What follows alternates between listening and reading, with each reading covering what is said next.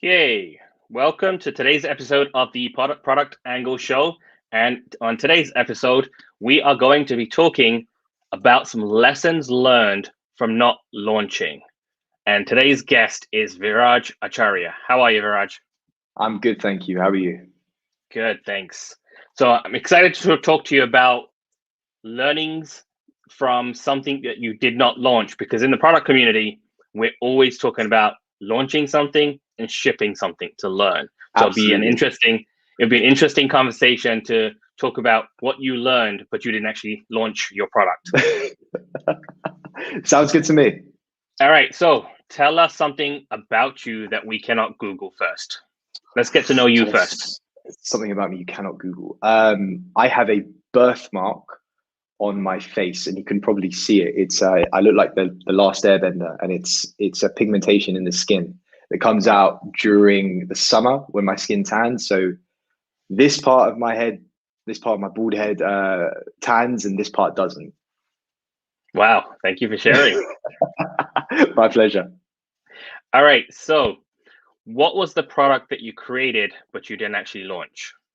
So during 2019, end of 2019, 2020, I was spending some time in India and I had a lot of free time on my hands. We were traveling and whatnot. And just before I went out, I decided to go down the path of making an app that specifically looked at helping individuals in education make better decisions on their educational paths, whether you were 50 years old and you're retaking A levels, or you're doing a master's. I wanted to provide a path for those individuals where they could actually see a tangible job at the end of things.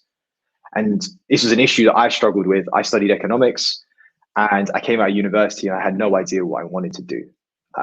This American dream, Wolf of Wall Street, big houses, fast cars, um, it exists in the films, but it doesn't exist in reality anymore. You've got to get a long way to get to that point. So I wanted to show people that, there are jobs out there that, an English degree could get that are the same as an economics degree, because I've met people like that. I've worked with people that do fine art, but are in product management roles. And so I wanted to show individuals that, you can choose your GCSEs, you can choose your A levels, but that does not restrict you to that. Here are the wealth of options that you can potentially have. And I wanted to accrue data from individuals that have already been through paths, maybe like yourself, and put that into the app on one side. So they were showing what they'd studied, the courses they'd taken, the extracurriculars.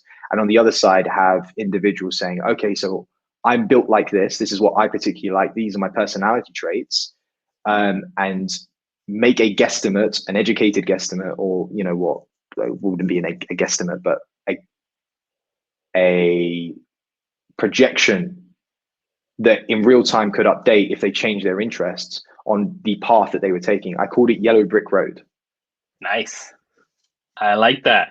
So what was, you had this idea. It sounds like you had an itch for it yourself, right? Because when you came out of college, you did your A levels, you weren't sure what to do. So I love the fact that most products start off with an itch that you have, the founder has to solve for themselves. So once you decided you have this idea, talk us through some of the first steps that you took to, either find out if it's something viable, or did you go into the process of finding a developer, or just talk us through some of those early steps that you took.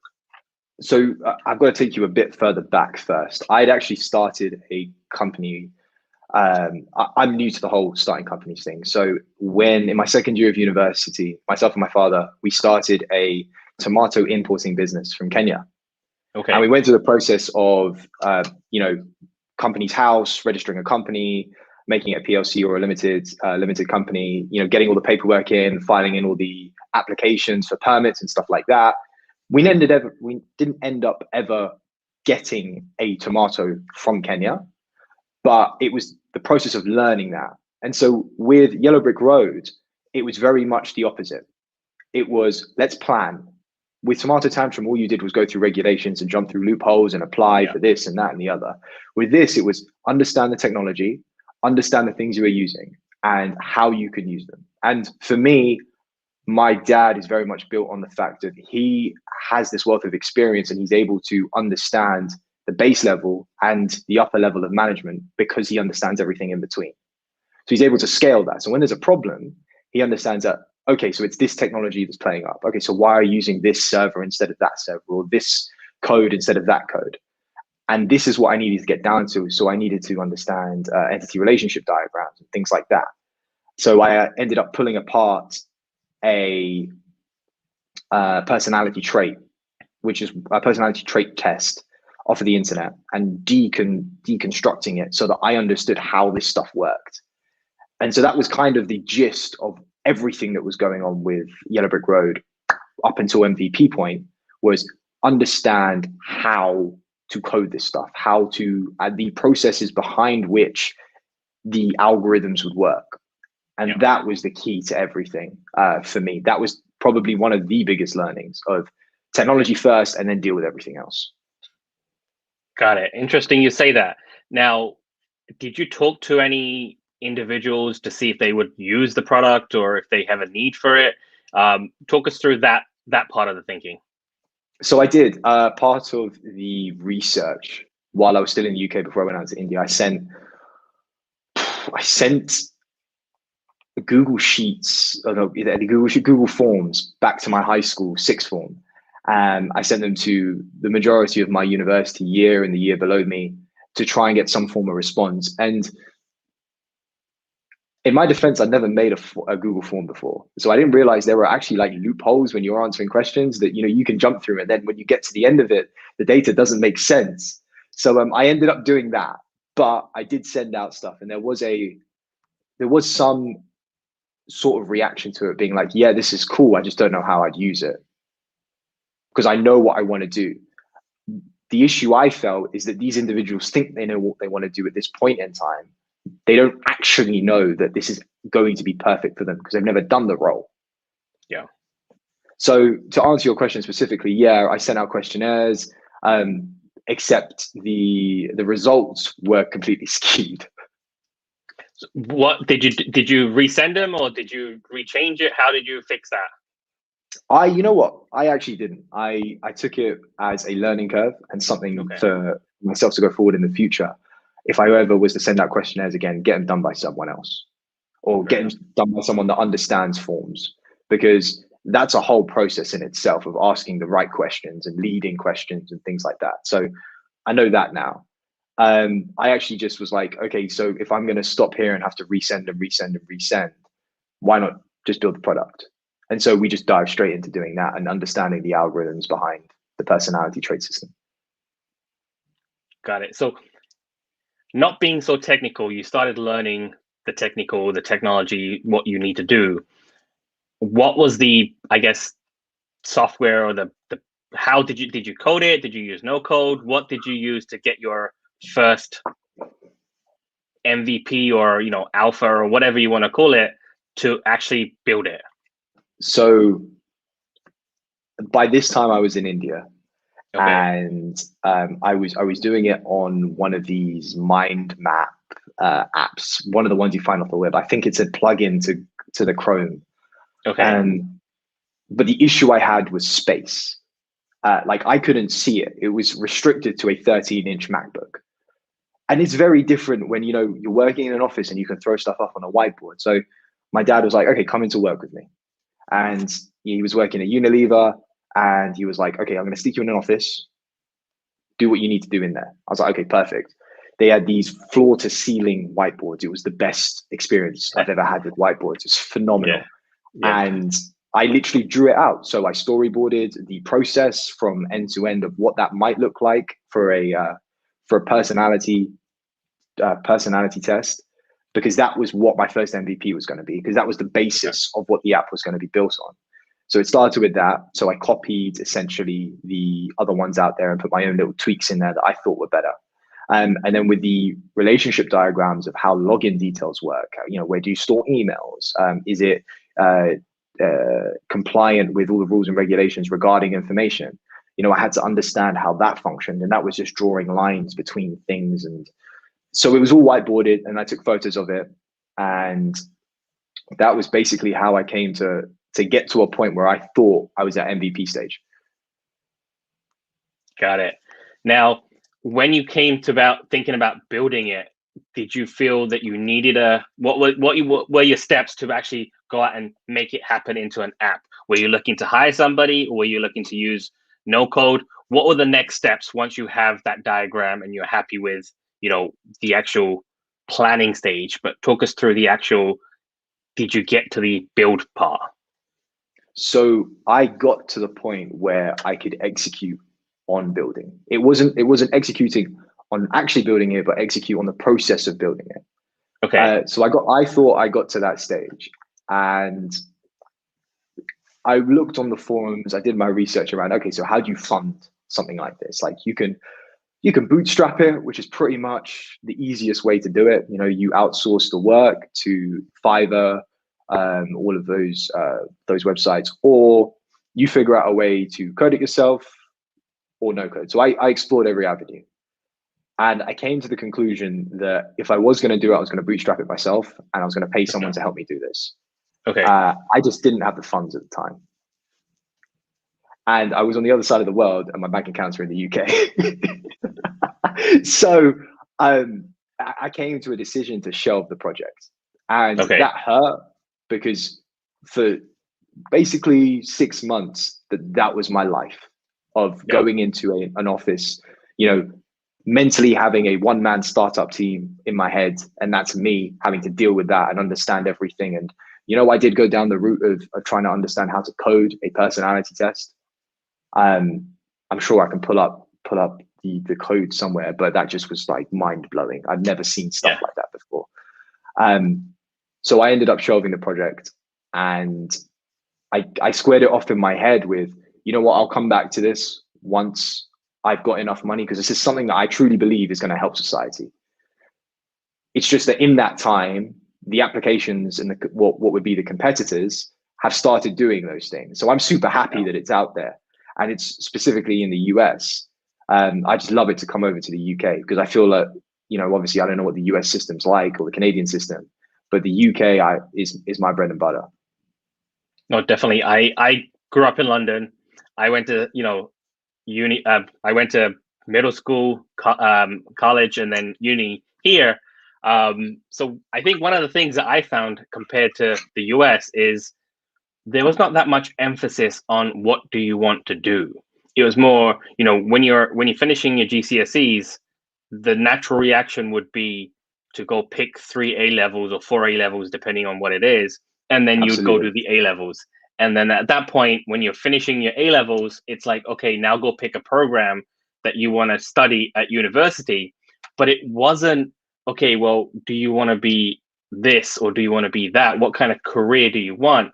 I don't feel that, at least when I was in school here, that the emphasis was on the career. It was more about what subjects do you want to learn. And is that still the same kind of thinking that as you went through your education process? Most definitely. It was always look at this end goal, forget about, it was always look at the subjects, not the end goal, but have an end goal in mind. But you're asking a 15-year-old what they want to do for the rest of their life, and expect them not to change that. How does that even make sense? When we look back, or when I look back, it blows my mind that you box people into this and then say, okay, so you're going to do English lit at university now, or you're going to do mathematics at university. Like, they can't change. Like their interests can't change. They might go through an experience that says, actually, I am going to now decide to become a doctor, irrespective of whether I've taken GCSE A levels or GCSE or A level biology, chemistry, physics. It's possible you can go back and learn that stuff and then go and do the degree.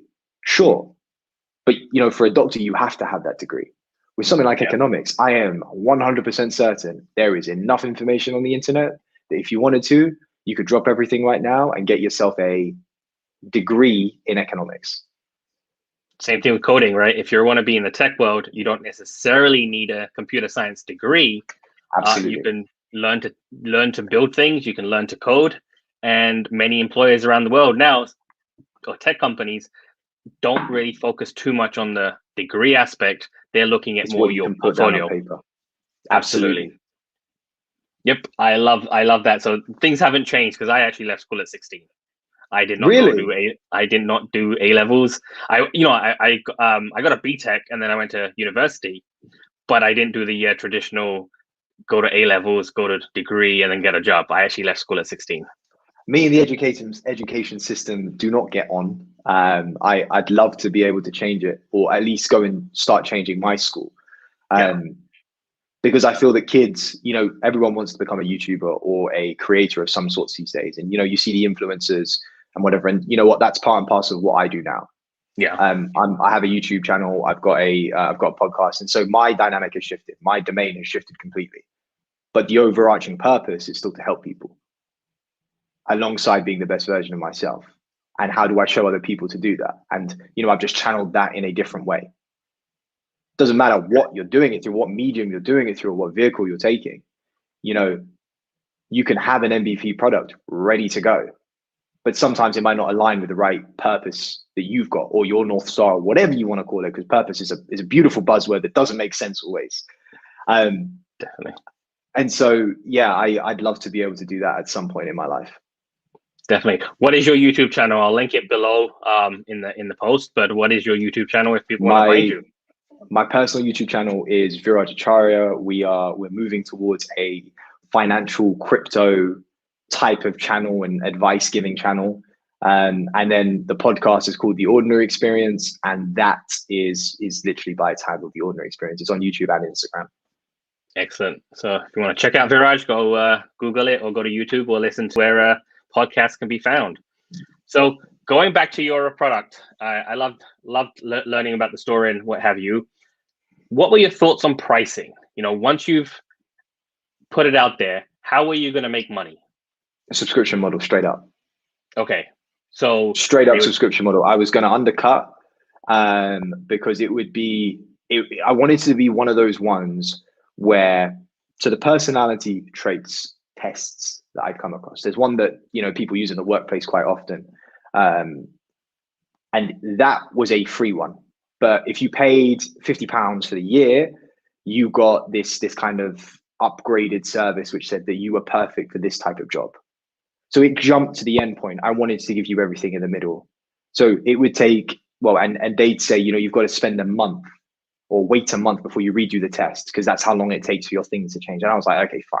I want something that's real time that you can go in and update. So I want it to be an app on the phone or a web app or something along those lines. Pay a monthly fee for, you can have different premiums, basic level, medium plan, and pro. But I wanted it to be able to be a lot of things all in one. But primarily, I wanted it to be able to adapt to you as fast as possible. Okay. And so the subscription model worked the charm, because mentally you've got income coming in. And you know what? As people might slate the subscription model and what it's become, but the way the things used to work, we used to pay £50 and then, or £120, and then you wouldn't see anything for God knows how long. Those days are over. You want updates consistently. You need an income. You're a business at the end of the day. You've got to put your business hat on and not always get super emotional about the product. I'm not saying that you don't need to. And what I'm saying is that there is a fine line and you need to be able to walk it and not get too attached, but also not get too relaxed about the product. At the end of the day, how is your product going to get out there? Well, you need some sort of finance, unless you're bankrolling the whole thing and you're a multi-trillionaire like Bezos or Elon, who can do that type of stuff and not take a hit. But your everyday consumer, your everyday business owner can't do that. So you need some sort of income that's going to sit on the books that a bank can give you a loan for, or someone can look at and be like, okay, this is financially viable. You have an income. That makes sense. No, absolutely. How are you planning to look at getting customers? How did you, That was a fun one. Yeah. So my investors, or the individuals that I was talking to it about, were my dad and my uncle and my mum.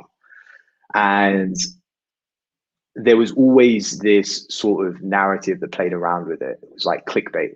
And I was like, okay, I don't particularly like the narrative that comes along with clickbait of, it's not the actual, when you click on something on YouTube or you click on something that's clickbaity, usually the title does not represent what's in the photo or the video or whatever, the audio experience. His version of that was make it clickbait, but back it up in the product. So we were going to go with ads similar. I don't know who was doing this at the time, but people are rolling out ads on Snapchat, on Instagram, getting it in the hands of influencers. And I was like, I don't want to do that. But the Snapchat ads were good and the Instagram ads were good. Get it into a university, get it into a school. And so for us, there was two ways. There was the ads process, which was an avenue that we looked at and we're like, okay, that could work. There are other companies that have made it work. That is irrespective of the platform, Facebook, Snapchat, Instagram, YouTube, just make it work. But then on the other side, the UK system is beautiful. Why? Because the government controls it. So we were looking at what are the other applications out there that schools use and how can we get ourselves into that price plan or into that RFP or whatever way it works. And so in the UK, they use something called UCAS, which is similar, but it's not the same. UCAS only starts at A levels. I wanted to get it in like year 7. Okay. So you basically, you go in at year 7 and this thing stays with you the whole time. It's basically like a little buddy that sits on your phone. Yeah. And that's how I wanted to market it. And that's how I wanted to be able to go to a government or go to a school and be like, okay, so here's the product. You pay us a fee for this. And a monthly premium just comes through. And you just do that for every school. Because the schools in the UK, it's mandatory to education up until the age of 16. So up until the age of 16, you've got close to 10 years of these individuals using your app. And if it's mandated by the school, which would be a lot of pushing in Parliament and whatever, this could actually be something that's useful. Yeah. Because more often than not, the systems that we use at school, I used at school, were horrible. They didn't help us in any way. I didn't have systems. It was just people coming in and talking, hey, do you want to do this or do you want to do that? There we go. But those were the two options. So we were thinking bigger than, this app that can go viral. We were thinking about how can we make this so that it stays and goes against the test of time. And if UCAS comes along or the government comes along and says, look, you've got a great app, we're going to buy you out. Okay, perfect. Build the app up, exit, move on to the next project. Makes sense. So if you were to summarize that experience into 3 to 5 different learnings, what would you say your top learnings from that experience is? I think the biggest one, and it will always be sitting in the back of my head, is fail fast. Okay. Fail fast, because this whole process was 6 months of me failing slowly. And I had to go through that process, don't get me wrong, but fail fast, succeed quickly. Take the learnings, convert them into whatever they need to be converted into, and move forward. Inspect and adapt, that's another thing. Don't just go in guns blazing. Set goals, or small goals, however small they may be. Set goals, and if you don't achieve those goals, figure out why you're achieving them. Put data points in place where you can understand, are you hitting these targets? Because at the end of the day, you'll just end up sipping your own Kool-Aid. And what's the point in that? Yeah. There's a mixed review on mentorship or individuals that help you out. But I feel that if you're starting something from scratch, having people in the industry or have done something similar is useful. Irrespective of whether they help you or not, just talking to them and picking their brain on completely different topics, understanding the founder mindset is super important. With context. Absolutely. For advice and mentorship is free to many places. But I think it has to have some kind of context to make it meaningful, right? Absolutely. And I definitely say that that's another one. Find yourself a mentor in the domain that you can become a friend with. Someone that inspires you, someone that's done something similar, and that way you can not take their learnings, but understand their learnings and apply them to your business. Yeah. What else? Fourth one. my mum was my mental health kind of. We gave her a role. I can't remember the name. It was mental health something. Okay. Mental health director.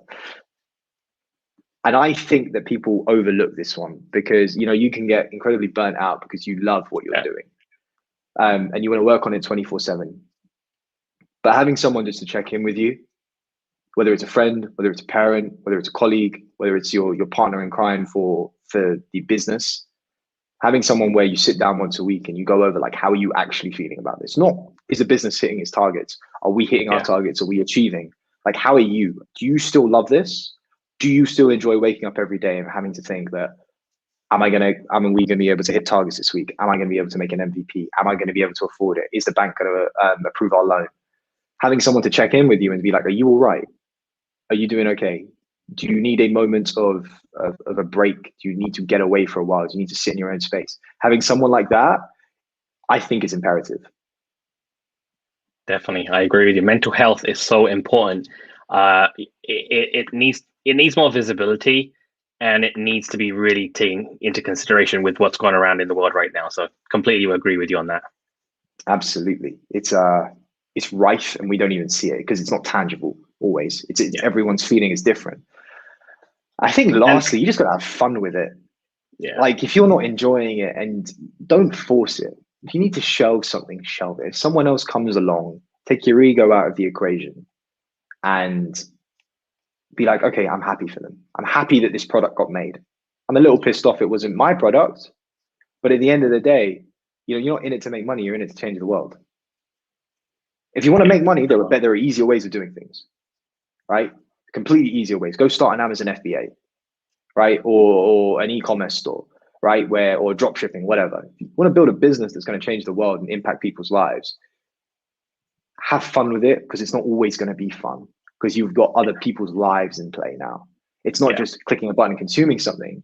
You're trying to impact their heads. You were trying to change their hearts and minds and the way they react and the way they look at their lives. And something as important as a career or work to exist in this society that we live in, well, you're doing something like that. You're trying to figure out how to not perfect that, but streamline that process and tell people, not tell people, but show people that these are the possibilities of what could happen to you, is scary. If I was shown my path at 15, I would be scared. I would genuinely be scared. I'd be intrigued, but I'd be scared of like, okay, so this is how I'm going to end up.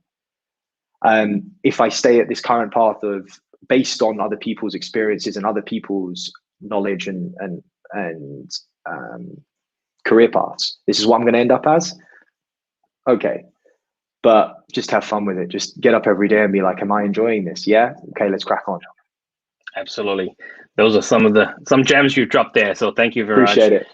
It's been fantastic talking to you. Thank you so much for sharing. Looking forward to your YouTube videos and what you do next. Amazing. We'll get you on the podcast as well. Definitely would love that. Thank you so much. See you soon. Appreciate it.